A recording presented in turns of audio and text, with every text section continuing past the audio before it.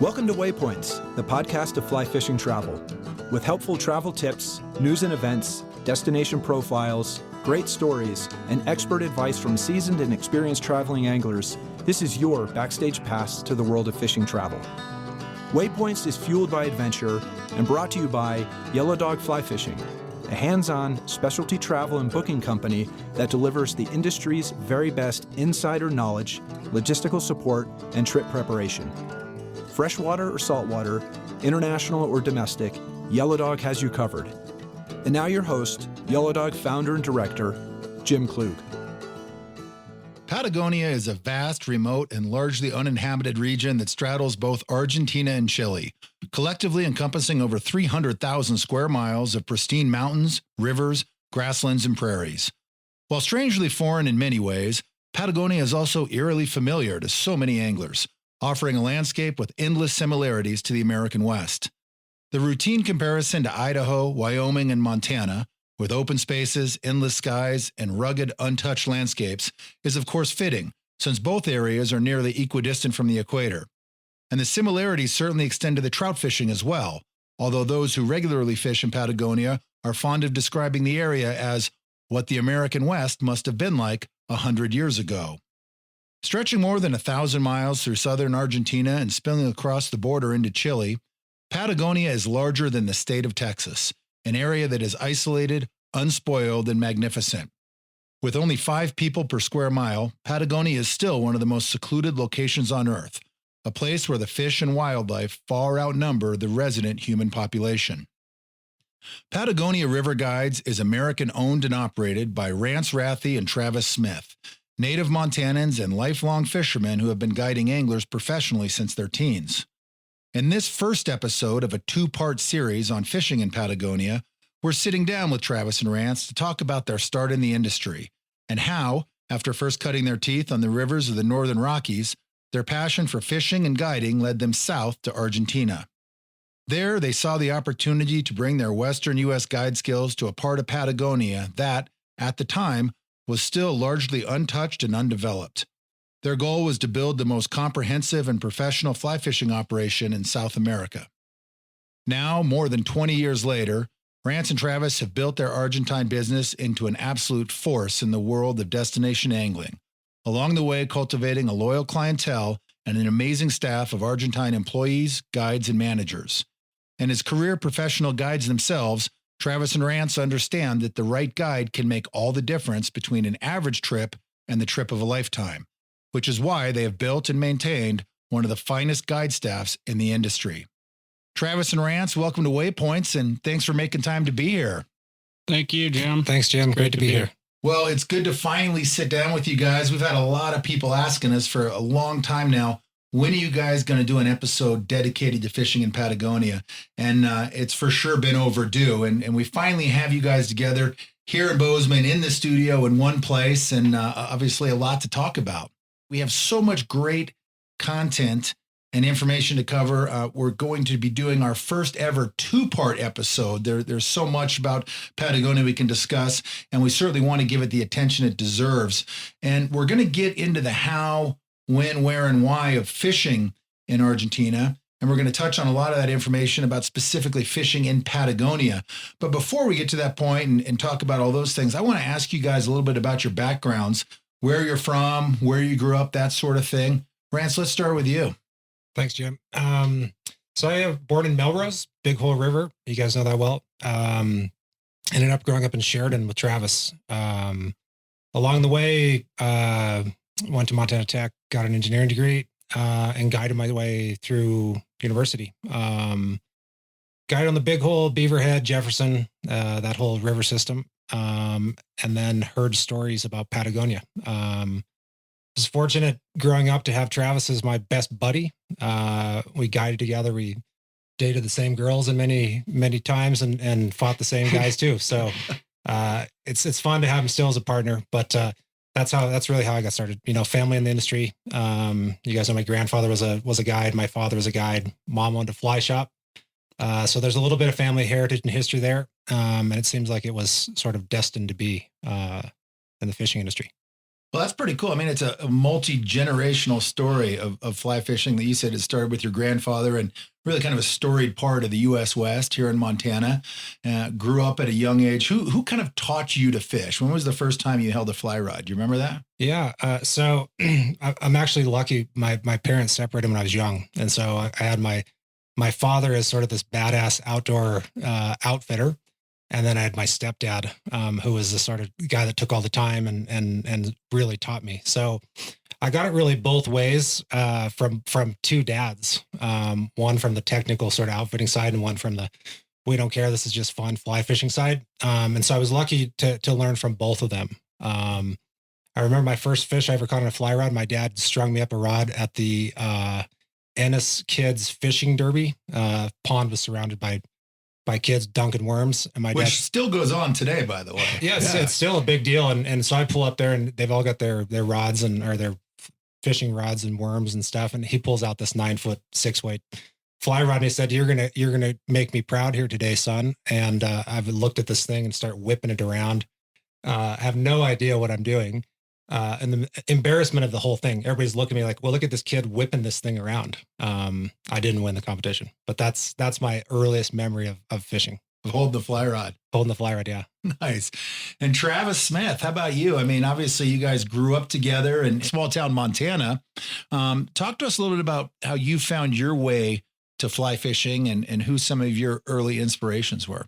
So I grew up in Sheridan. Fortunate, my parents have a ranch on the Ruby River, so I literally out my back door could look out there and see the river. And grew up, throwing worms out there and spin fishing. And my dad was a big fly fisherman, so eventually started fly fishing for him. And same thing, I was really fortunate with my dad who, had boats and was really into it and would take me out a lot. And also just being able to walk out the back door and go, catch a few fish was what really got me into it.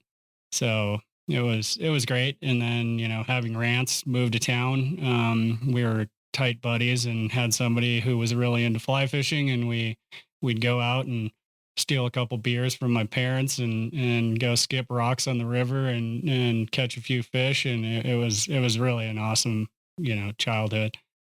And I mean, there's always great stories behind partnerships, but yours really started when you guys were kids. I mean, going to high school together, really kind of coming up and fishing together. And after all these years, you're still a team. Yeah, it's pretty fortunate, to have a best buddy that you work with and, trust completely. And, we had the same passion. We wanted to be guides and outfitters and, we applied for jobs in high school in Alaska and we were, thought we were going to be the greatest fishermen ever and really didn't see anything differently. We both went to school. Rance went straight through. It took me a long time, but we eventually went back to the roots and were able to make it happen in, of all places, Patagonia. Well, as Tommy Boy said, lots of people go to college for 7 years, right? It's or eight. I mean, there's no problem there.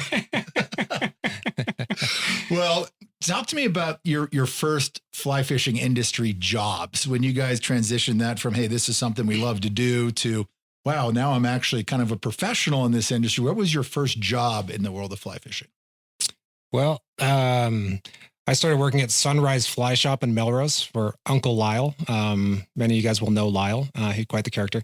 And it was the big boom right after a river runs through it, sort of blew up Montana. And I was just a kid, really 18 years old. And Lyle called and said, you know how to row, you know how to go, you know how to take care of people. And I was like, take care of people and row. And guys like, yeah, you totally can do this. You're as good a fisherman as I've ever seen. And so that's how my start started on the big hole.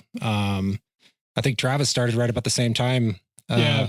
So I started on the Henry's Fork. I met a guy named Lynn Sessions, and he basically kind of took me under his wing. I was kind of finding myself at the time and staying close to a town of 600 people. And like Rance said, everyone knows everyone. And so every time you'd do anything or talk to the wrong girl, your mom knew about it. So I kind of moved 90 miles away and met Lynn and guided up there on the Madison and the Henry's Fork for quite a while.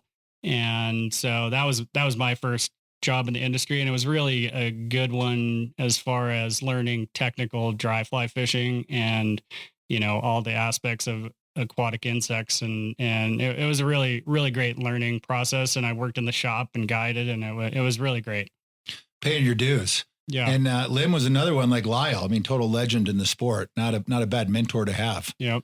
For sure. Well, so it's the mid-90s. You guys are both kind of fishing in Montana, Idaho, rolling around. You easily could have stayed home and certainly kept busy in the Rockies, but instead you begin to look south all the way to Argentina. And talk to us about what first drew you guys down to the area and brought you to Patagonia. Well, if you spend enough time in Montana, you kind of get over Montana winter. I'm not a real big skier. And so after college, I was like, got to go south. It's got to be New Zealand, Chile, Argentina. They got trout. Where can we get a job? It turns out New Zealand, you can't work. I mean, that's pretty obvious. Chile and Argentina became the options. And then everything happens for a reason. So we ended up lucking into jobs in Trevelin, in central Patagonia, working for an Argentine gentleman. But, really the reason we ended up down there were guys that were preceding us, Americans that were really going down. They were working for free, working for tips, really. As this area started to expand and started to become more popular and started to receive more international anglers. And I remember as a kid, back in the days of 18, 19, 20, working at Sunrise Fly Shop over there in Melrose, guys like Perry Coleman, they were down there running around, bringing back pictures of these giant sea run browns, brown trout, big fish on hoppers and terrestrials. I mean, and I bet you Travis on the other side had lots of people, talking about Argentina, talking about Patagonia, and it became something. It really, we're talking 25 years ago, that was really became the region, like the new frontier. And so we had to check it out. And it's a huge area. And so Trav, I mean, the first time you headed down there, it's the size of Texas that we talked about, Patagonia as a whole.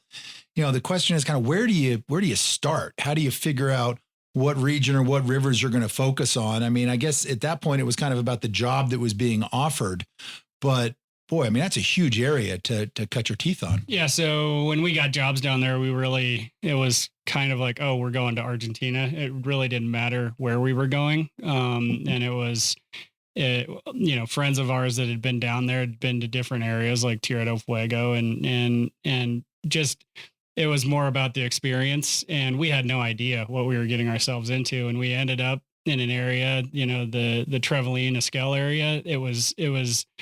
There were very few people that were fishing it. They were fishing very few rivers. They didn't know a lot about the area. And so it was really kind of closed to a lot of international travelers at that time. And we just were fortunate that the area is not that way. And it's got an incredible variety of water and a lot more. We're still finding places down there. And so we were able to go down and check some of these places out. And it could have been anywhere, but we lucked out into a place that had opportunity. Oh, the timing was perfect. Well, we talk a bit about this in the intro, but for those who are listening that don't necessarily know the area, Rance, define for us what the Patagonia region actually is. It's a name that people hear a lot. It's obviously a brand. People know it has an affiliation with both Argentina and Chile, but how is kind of define what Patagonia is geographically? Well, it's really considered an island. It's pinched between the Pacific Ocean, the Atlantic Ocean. It's a southern cone. It's cut off on the Argentine side by a river called the Rio Colorado. It's about 33 degrees south latitude. It's about 90% desert. And then it has the entire spine of the Andes, which separate Argentina and Chile. It's massive. I mean, it really is and it's really amazing. The closest thing to it's really New Zealand, but a little bit drier. I would say, yeah, it's, 90% of it's desert, which, surprisingly, some of the best fishing is actually in the desert, not in the Andes. Trav, one question that we get all the time at Yellow Dog is from people who are, they've heard about the area, they're thinking about making a trip down there, but they kind of come back to the question of, why would I make the effort to travel so far south for trout when I can find trout at home? Talk to us a little bit about what in your mind sets Patagonia apart from other freshwater trout focused destinations. Well, first of all, if people like to fish for trout, they may as well do it in the winter. And since our seasons are opposite, it's a great time to do it. But the difference is, the Patagonia is so huge and there are hardly any people down there. So there's no pressure on the rivers that you go to. And it's pretty awesome to go to a place after you've been fishing the Madison or the Yellowstone or the Missouri up here, to go down to rivers that have no other people on them. And if you see another person, you're like, hey man, what are you doing on my river?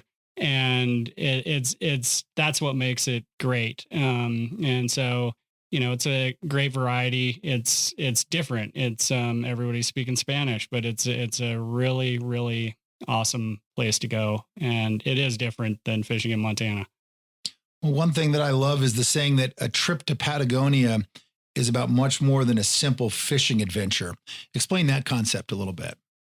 Well, it really is. So it's a beautiful place. And you definitely know you're not in the Estados Unidos anymore.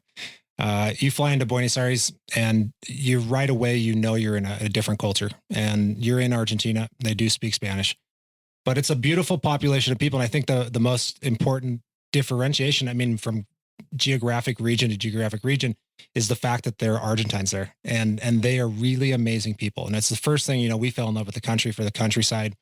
But as soon as you find out that the Argentines are really, the nicest people on planet Earth. They're welcoming. They'll take you in. They'll cook you in asada. You don't think they have anything, and they're throwing a big feast for you. Everywhere, someone's there to help you. And it's really, really Argentina is more about the people and the culture than it is about catching trout, which is really a phenomenal place to do that. Well, and we talk about that cultural standpoint of a trip and an adventure down to Patagonia. Yes, the rivers are uncrowded. The fish are beautiful and kind of untouched, but you have all those other elements as well. The food and the wine and the music. Talk a little bit about that. First of all, the wine's amazing down there. We've actually planted a vineyard, so we're on the cutting edge of the southernmost vineyard in the world. And so that's a huge part of it. All the meat is amazing. At one point, Argentines per capita were eating over 200 pounds of meat per person a year. The music is great. One of our guys, the area that we live in Trevelin, it was colonized by Welsh, and one of our guys is one of the family was one of the first people that colonized it, and he and his brother are some of the greatest musicians ever. It's everyone's just so nice. Everyone kind of, slides with mañana. They're happy they don't get too excited about, they're not quite capitalist like we are in the US. But the nice thing is the easygoing atmosphere. And when people go down there, it actually, makes them relax and chill out and have a great time. And you kind of forget where you are and forget your worries of, working in the States. It's not hard to kind of fall into that relaxed lifestyle once you get there. And it's just a different pace of life down there. Yep. Yeah. Well, you guys touched on this a minute ago, and I want to talk about this in a little bit more detail. When you guys first arrived to guide in Argentina, 20 plus years ago, you're a bit younger than you are now. There had already been some pretty famous anglers that had been fishing in Patagonia for years. In fact, the waters of Argentina had been pioneered by the likes of Joe Brooks and Ernie Schwiebert, AJ McLean, and of course, Mel Krieger, who's still a big name down there all these years later. These were the guys that really helped put the area on the map for traveling down to fish. But even after all that, there were still some parts of Patagonia and some regions down there that didn't have much of an established infrastructure of professional guides and outfitters, and certainly not American guides that had kind of grown up on the rivers of Montana and the western states. Let's talk for a few minutes about the arrival of professional Western U.S. guides and what impact that had, particularly in your area, on the fishing. Well, the fishing really started, it was in around Bariloche and San Martin de los Andes, which is more in northern Patagonia. That's where all the big names came, and they wanted to fish what were called the bocas, the mouths of the river. And in these times, they had the trout had just really started to take off, and guys like Joe Brooks, would go out in the evening and catch 18 to 20 pound brown trout in the mouth of these rivers. And you saw the photos, and we still see them. They traveled down south to Tierra del Fuego. So in between there was, nobody knew anything about anything. It was between Bariloche and Tierra del Fuego. There was an entire region that none of these guys ever fished. And so starting about 25 years ago, the Argentine fishing economy and traveling anglers started to poke and peck at other places into Argentina, down south in Argentina in the middle there, and into Chile. And so over time, like our years there, we've actually explored a lot of regions. We've helped set up new programs, and we've seen the whole spine of the Andes and the rest of Patagonia sort of turn into more and more destinations, if not little micro destinations. Where our base of headquarters is in the Esquel and Trevelin region, for example, it's really something that people were going there when we got there, but that was not the place to go. We have really made that the place to go. Now you can't talk to an international angler that doesn't know the word Esquel. And back when we first started going, it was San Martin, it was Bariloche, it was Tierra del Fuego. So over time, things have changed, and our company has helped really put new places on the map and sort of develop the way that guides and outfitters approach and give service to international anglers. Well, and that's certainly applied to the fishing techniques. I remember in some of those early years, you might find a local guide and he would have 2 boxes of flies, but one might be olive woolly buggers and the other box might be white woolly buggers. And that was kind of the extent of it in a lot of these places. And bringing a lot of that, those kind of Western river techniques. You're talking about the Missouri, the Henry's Fork, certainly a lot of these Northern Rockies, famous trout fisheries, and applying those techniques down there in a region that hadn't been that fish, certainly hadn't been commercially developed. You guys found a lot of success with that. Yeah, a lot. When we first got down there, a lot of the guides and our first boss, they were, throwing out prince nymphs and stripping them slowly back to them, and that was kind of their technique for really getting them. And the great thing is about Patagonia is they have the same insects as we do here. So you've got mayflies, caddis, midge, stoneflies, great terrestrials, but teaching, a lot of them didn't even know what a drag-free drift was, I don't think. And so bringing the dry fly with a dropper was kind of a new technique for a lot of these guys. And you can catch them on olive woolly boogers and white woolly boogers down there, but you can catch a lot more if you actually kind of look at what's going on and see the insects and really bring some of those patterns that we have in the States down there. You mentioned something a second ago, Rance, about that time back with some of the early pioneers fishing, the Bariloche and San Martin areas when the trout were just kind of starting to take off. And that's an interesting point because while today Argentine Patagonia is known as home to this amazing trout fishing, that wasn't always the case. And there was a time when all of those amazing rivers and all the amazing waters down there, they had no trout. The trout haven't always been there. Talk to us a little bit about that. Yeah. So it was really, Patagonia it's interesting in the way, apart from trout, there's nothing there. There are no snakes there. There are no bears there. There are no mosquitoes. You might find a mosquito, but basically there was nothing there. And the Scottish and the English farmers that started to settle all of Argentina and part of Patagonia decided, fortunately, that they needed something to eat and some sort of sport. And sport fish became trout. So about 100 years ago, they were brought over.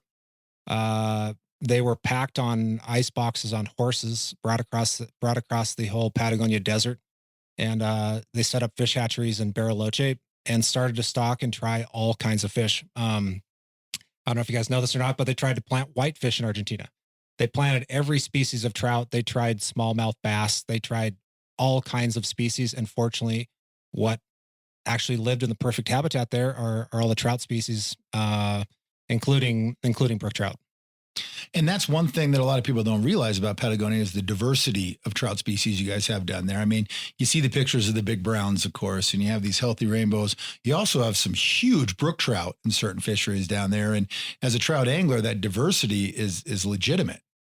Yeah, the cool thing down there is you've got amazing trophy brook trout fishing that rivals Labrador. You've got the McLeod River strain of rainbow trout that are about as pure as you can get.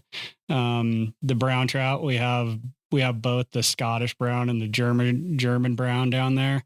We've got landlocked Atlantic salmon. It's pretty incredible that you get the Grand Slam down there. And, originally there were some fish in those waters and they're still there. They're called percaray and pougen, and we have perch down there. And the really wonderful thing is these percaray and pougen, the trout just love them. And, a lot of the reason that they get so big down there is because they're eating these fish that were originally there. And, it makes for some really predatory, takes on, for brown trout, especially. It's pretty cool. Well, it's now been more than 20 years since you guys started Patagonia River Guides. And over that time, you've obviously grown quite a bit. And when you first started, you pretty much had one lodge location. You focused kind of on one particular area. Things have grown a bit since then. Talk to us a little bit about your operation and describe to us what Patagonia River Guides is today and what you guys have managed to build over the years and kind of where your map of operations exists today.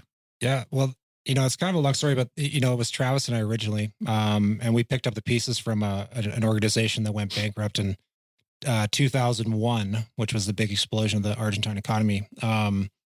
We started shortly thereafter. We had 12 customers our first year. Travis, myself, old John Roberts. Many listening to this podcast will know John. And a couple of young assistant guides, Adolfo and Juani. So that was the original crew. And by doing the things right, I guess, and having a new approach, we grew those 12 customers into today, which is probably the largest organization in Patagonia. I'd like to say we're the most professional in many ways. And for sure, we have the widest sort of reach of area. So today you can fish and stay at one of 12 different lodges. We don't own all of them there. These are estancias, places you can stay at, places we put up people at. We've got wilderness camps. We've got high-end lodges. We've got estancias. These are sort of authentic, almost like a dude ranch, but the Argentine style. The building that we own, the PRG's lodge at Trevelin, we, put a lot of time and effort into turning this into what we think is one of the ultimate fly fishing lodge experiences. So today we've gone from the sort of the 2-man show into a staff of about, 25 professional guides and another 25 assistant guides. And we can talk more about assistant guides if you want to, but basically it gets you a one-on-one wade fishing advantage. So basically this is a well thought out program with a wide, our margin's almost 1,000 miles north to south. You say almost all of Patagonia, let's call it 600. Let's skip Tierra del Fuego, but everything in between, we've got some way that you can fish with PRG. And we think that that's the sort of the ultimate package in many ways, because we really have thought about every little detail. And you can be on your 20th year as a guest and still be visiting new areas, fishing new waters, places that you haven't seen before. Totally. So, Trav, I want to ask you this. In a lot of articles and websites, I've read a quote that you're really fond of. And when people ask about PRG, you talk about your saying, and that is, our focus is always to fish the best rivers in central and northern Patagonia at the best times with the best guides. And that sounds pretty obvious and straightforward, which begs the question, isn't that kind of what everyone's trying to do down there? Or is that easier said than done.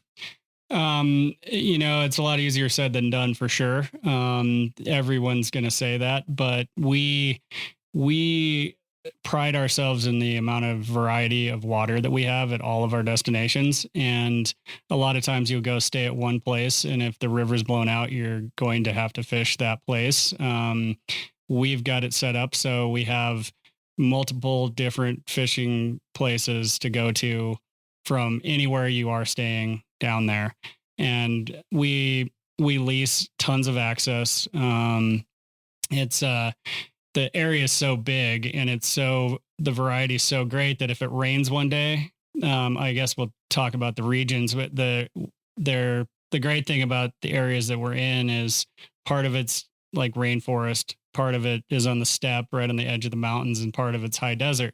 And so if it rains one day, you don't go to the rainforest, you go out into the desert, and you can kind of use the weather and the fishing conditions by where you want to go. And we have so many different destinations that you can easily go for a month straight and not fish the same place. Well, I've always loved that because we'll get clients that hear about PRG. Maybe their buddies have been going down there for a while, and they'll call us to book a trip, and they say, hey, you've got to get me on this river or on these waters. And when we talk to you guys about that, you're always saying, well, we'll see. And it's obviously going to be dictated by the conditions and what's happening then versus, say, traveling to a lodge where you're there for the week, fishing certain waters regardless of the conditions. You guys have that flexibility to put people where they need to be on any given day, regardless of what's happening. Yeah, it's pretty easy for us to do. And depending on time of year, which we think all year is a great time of year to go, we have rivers that are fishing great. Some of them fish better in the spring, some of them fish better in the middle of the summer, and some of them fish better in the fall. But we have such a huge variety that it's always good down there. Well, we're going to talk a little bit more about the seasons and the time of year coming up, and we're going to talk a little bit about some of these different regions as well. But talking back again about your kind of operational footprint, I mean, north from San Martin down to Esquel and Trevelyan, all the way south to Rio Pico. It's a giant footprint. You know, we talked about clients that may be on their 10th, 15th, 20th year. There's still places they haven't been guided on, that they haven't seen or fished. How about for you guys? I mean, are there still places down there that you're discovering and exploring? And is there water that has yet to be fished? Yeah, there still is. It's pretty exciting for customers because in many ways they always have the chance to fish something that they think nobody's ever fished. And you don't see tracks in there. I think there's less and less for us. After 25 years, you know, we've done a lot of hiking, we've done a lot of exploring, we've done a lot of dead end sort of bad trips, and we've done some really awesome ones. That being said, there's lots of spring creeks. There are lots of drainages you got to walk in 2 or 3 days to get into them. There are still things that are untouched. We could use a helicopter, we'd get there a lot faster.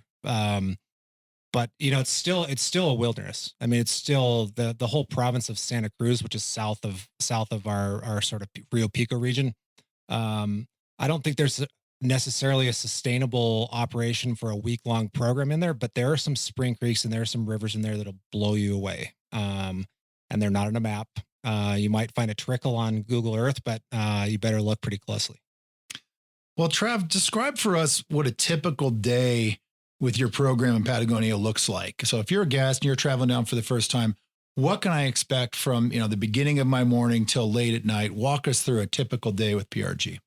Well, say you and Ian come down for a trip. The two of you, you're going to be, say you're staying at Trevelyan. You are going to basically have your own guide, which we switch every day because certain guides like different waters and things. But so in the morning, the great thing about our programs is everyone goes to a different place. So you're not going to run into a bunch of guys on the river that you maybe don't know. If it's a group, sometimes people want to be on the same river, but you go out, we have an amazing streamside lunch that we're pretty proud of. And you go out for the full day.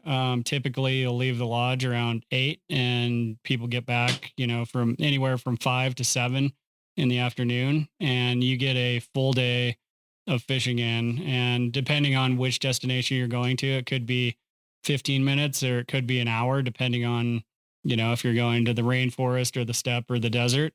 And, we try to show people a really good adventure while they're on the trip. So they get to see really everything. So they don't go to Patagonia and say, oh, we just saw this one area. You really get to go. One day you think you're, the rivers are so different. One day you think you're on a river like the Madison. The next day you think you're on a river like the Beaverhead. The next day you think you're on Silver Creek. The next day, you're on this tiny little spring creek that you can jump across that has 20+ inch fish all over the place, and you're fishing hoppers. So we really try to keep the variety going as much as we can, keep people focused on what they want to do. And so if you want to walk weight every day, we can do that. If you want to float every day, we can do that. If you like lakes, we have tons of lakes. If you don't like lakes, we don't have to do them. So, it's a really cool experience to be able to show everyone, what they want to see, and we can set up a trip for your desires. And you have these long days on the water. You never hear about people going down and saying, I didn't get enough fishing time, because you fish late in Patagonia. And as a result, you kind of roll back to the lodge because your guests maybe that are staying at that one lodge have been kind of spread across these different fisheries. Everyone comes back. You got the wine flowing. You've got great piccata going, and people are comparing stories. Then you have typically a late dinner with amazing food and good way to wrap up the day. Yeah, so dinner is normally around 9 at Traveling. Up at PRG North, things are a little bit different. So if you go out, depending on if you're staying on an estancia, you might go out, fish the morning hatch. There are more hatch-driven fish up there. And then you may go back to the estancia for lunch. You might take a siesta, hang out in the hot tub, whatever. And then you might have a little snack and go out and fish the hatch till dark, and then come back. And sometimes, depending on where you are and what you want to do, you might have dinner at 11 o'clock, which is unheard of in the US, but in Argentina, you kind of get used to it and go with the flow, and people get used to it pretty easily. Well, you guys were talking about where you range from a base of operations. And one thing that I think makes your operation so unique is it's almost kind of this military approach to how you access the rivers, rather than, jumping in somebody's, kind of worn out guide vehicle and they're pulling a boat to the river. You guys have set up a little different system down there. Talk to us a little bit about the equipment you use to race people all over and access these different waters. Yeah, well, you've seen it. So, and I think people looking at pictures and stuff will see these racks on the back of our trucks. And versatility was always something very important to us from the first day. We used to work for another outfitter. We used to do van stuff. So back when we first started arriving, they'd throw 6 or 8 customers into a van, the rattle trap full of dust, and they'd all drive to the same river, throw in these boats, pump them up, float down. And that was sort of day 1, day 2, day 3. We wanted much more versatility, like Travis was saying, where you and Ian could decide to do what you want to do and be independent of that group. And we wanted to be able to any single day be able to walk or float whitewater, float somewhere where it required a 4-wheel drive, a pretty insane. You've been on those drives, into places that you don't think you could get a truck into, and then float or walk. So we designed a system where the raft is always in the truck. Everything, it's like a military organization. It's really, the key to this is the assistant guide and also the 1 million or so acres of private water. But basically, every guide has the same stuff. Every guide has the same equipment. Every guide has the same truck. Every guide has the same approach, which is basically, if you jump in the truck and you have a plan to go to River A, and the guide says, ooh, it looks like it's going to rain, or it looks like I got a feeling this is better, you turn left and you've got everything you need in that truck for that experience. And they're packed the same. You've been there, you've seen them. Every truck looks exactly the same. So it does have sort of a military feeling to it. But it's based on fishing. It's based on what we do best, which is, fish the best waters at the best time with the best guides, as we mentioned. It's served us well, and it certainly has changed the way that fly fishing in Patagonia is taking place today. It's gone from the rattle trap van all to one destination to people paying attention and saying, wow, look at these guys. They're here, they're there, they're everywhere. And there's no place they won't go. You guys have probably listened to this podcast, have been to lodges. We're like, what about that river we heard about over there? And they, oh, that's not fishing. that's not fishing because they don't want to take you there. That's not fishing because they don't want to fill up the truck, or they don't want to put the extra expense, or they don't have somebody to drive over there, or a number of things. In our area, you come to fish, everything is available. Everything is fishing. Everything that is fishing is going to get fished. And basically anything that, for example, you and Ian wanted to try or do, we're in for it, and we've got the equipment to take you there. Yeah, those Hilux trucks they can get you just about anywhere in Patagonia. Oh yeah, you want one too, right? Yeah, that's everybody's question, right? How do I get one to the U.S.? Yeah, so the answer to that question is you're not going to get one. But if you've been down there, you know exactly what that truck could do. Yeah, it's amazing. Well, we talked a little bit about kind of that northern region, Trav, a second ago, more hatch focused. We've talked a little bit about kind of your original base of operations in the Trevelyan and Escale area.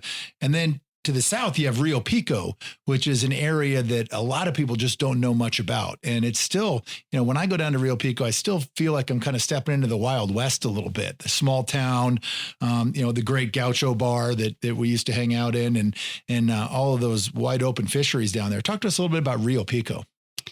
Well, when we first came down there, Rio Pico was completely untouched. And part of it was it's so remote. The roads are so bad. The road to Chile, you are basically driving through a river when you go in there. So you have to have these Toyota Hiluxes to get through there. But, a lot of it was, it's a lot of private property that these gauchos and old families own down there. And they're kind of, originally we're like, we don't really like outsiders in the area. And so Rance and I started going down there just to check things out. And we met a great guy named Donkey who owned the Gaucho bar in town.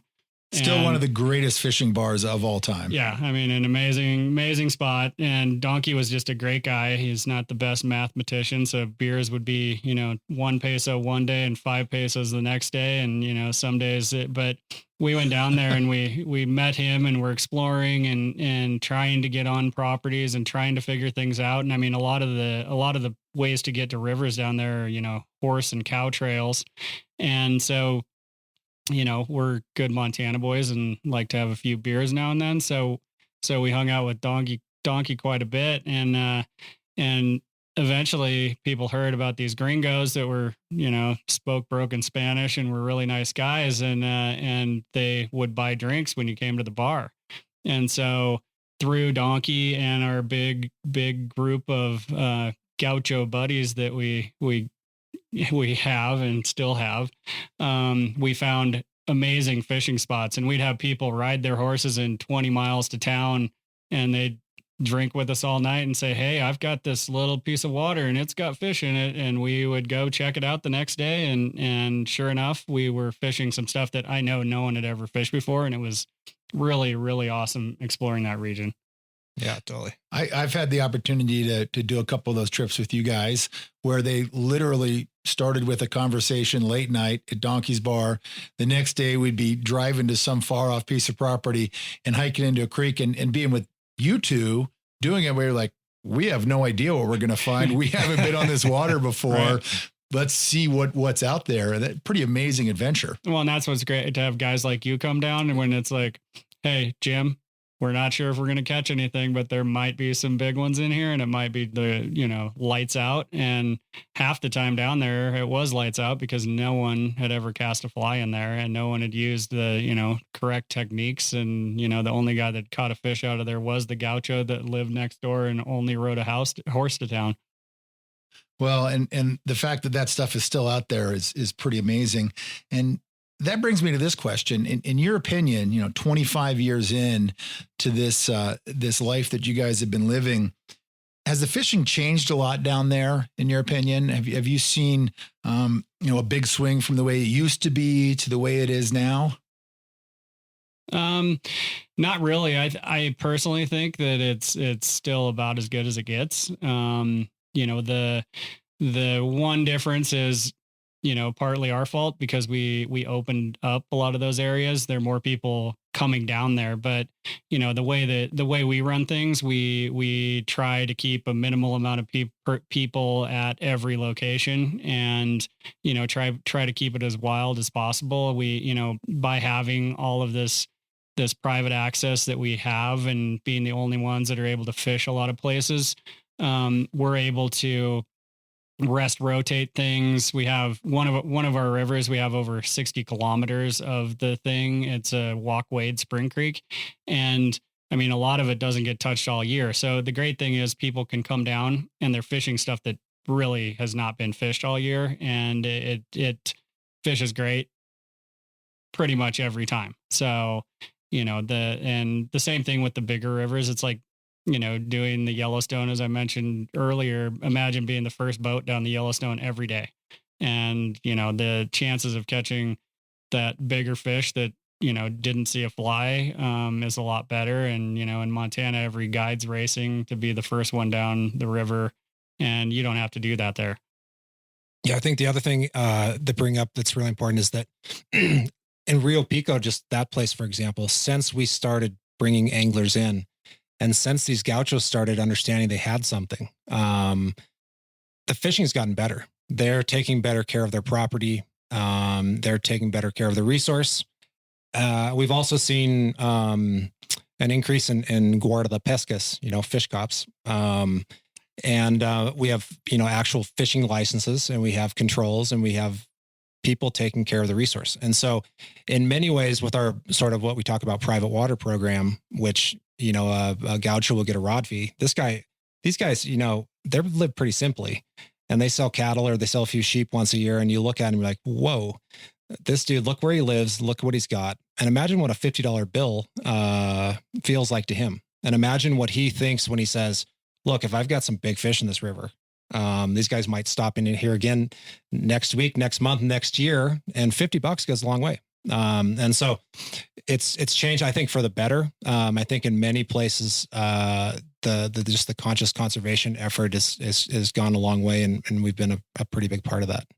Well, it's amazing how fly fishing has exported that concept to so many places in the world, about the value of, big fish actually swimming around in a river versus, being sold on the side of a road or in a fish market. Yeah, totally. And it's taken root all over the planet. It's great. And we talk a lot about the growth of fly fishing, the expanded opportunities for travel. And as a result, more and more people are going to these places. But by doing so, in a lot of ways, and this is a hard concept for people to wrap their heads around, the fishing has actually gotten better in a lot of these places because people are starting to give a damn and pay attention, which is a good thing. Yeah. Well, I want to ask one more question here about, and again, this is one we get all the time, and talk to our listeners a little bit about the differences between Argentina and Chile, because people say, look, I'm sold. I want to go to South America. I know there's great lodges in Chile. I know there's great lodges in Argentina, great fisheries in both countries. How would you compare and contrast these two choices for someone that's making that initial decision? Yeah, we get this one a lot. And we're of course pretty proud of Argentina. That's where we're at. But basically 90% of Patagonia is in Argentina. There's a sliver goes down the Andes. Chile, as you know, is a very slender little country. And there's some great fishing in Chile, but it's more, it can be bigger water. So Chile is the wet side of the Andes, the western side. It gets more precipitation. The rivers tend to be bigger. There tend to be less spring creeks. There are lots of lakes. And it's really great fishing. In contrast, Argentina's got, in my opinion, and I think probably Travis will back me up on this, a lot more to offer in terms of spring creeks, sunny weather, and more variety in water. So we can pull into the rainforest itself, the Valdivian rainforest. We can fish in the Andes region, and we can also fish out in the steppe and the desert. And so, like Travis was mentioning earlier, if it rains, you don't go to the rainforest. If you're in Chile, if it rains, guess where you're at? You're in the rainforest. So we're able to move people around a little bit more, and we're able to offer a lot more diversity in both the fishing, the scenery, the climate, and really just the expanse of Argentina is much, much bigger. There's a much more territory there. Well, that's a great answer. And I think provides a lot of clarity. And again, people ask that question all the time because both destinations are great. They're just different. Yeah, totally. That's what people need to know. Well, we're going to wrap up episode 1 here, and I've got a final question for you. We're going to really get into the technical specifics of the how, when, where, why in episode 2. But let's end this episode with this question right here. And in your opinion, what are the most important things to keep in mind for those who are headed to Patagonia for the first time? Let's talk and close it out by talking a little bit about expectations and who should go when it comes to fishing Argentine Patagonia.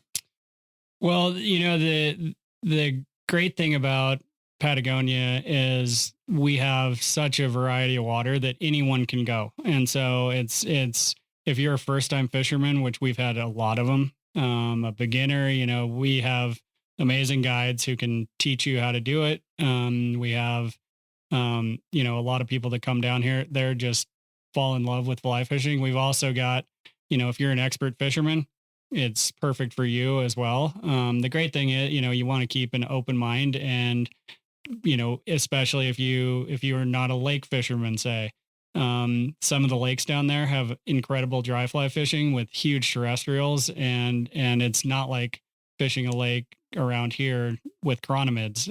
So, keeping an open mind, have a great appetite. But anyone that wants to come down there and fish, we have something for them.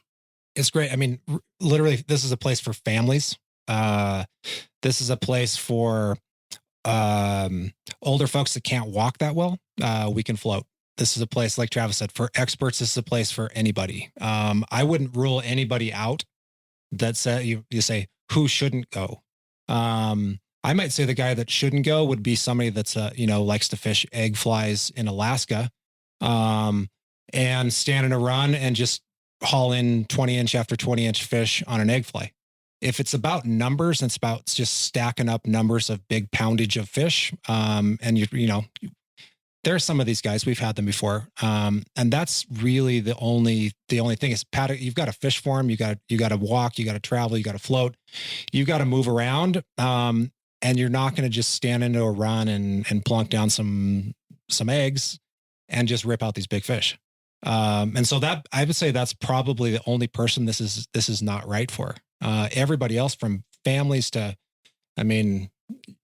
honeymooners, we've had them all. Had people get engaged at the lodge. We've had 4 and 6 year olds down there fishing. We've had wives that claimed they weren't going to fish come down, and they fished the first day with one of the cute Argentine guides, and they're happy that they learned, and the next day they fish the entire week and fall in love with it and come back the next year. So I think it's for everybody.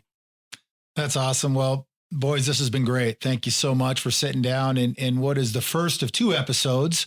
And we look forward to continuing the conversation with the next episode of Waypoints. So thanks for being here today. Thanks, Jim. Been great. Well, that's it for this episode of Waypoints, the podcast that is 100% dedicated to travel, adventure, and exploration. Be sure to visit yellowdogflyfishing.com to plan and research future fishing travel, sign up for our travel news and new podcasts, and stay up to date on the latest angling news, reopenings, and developments. And join us for our next episode of Waypoints, part 2 of our fly fishing Argentine Patagonia conversation with Travis Smith and Rance Rathie, where we'll be continuing the conversation and diving more into the specifics of how, where, and when to plan the greatest trip possible to Argentina while setting yourself up for success. Thanks for listening, and remember, life is short and no one ever regretted a life of adventure. This has been another episode of Waypoints, the podcast of fly fishing travel and adventure angling. Thank you for joining us, and be sure to visit yellowdogflyfishing.com for more trip updates, travel news, expert advice, and adventure profiles.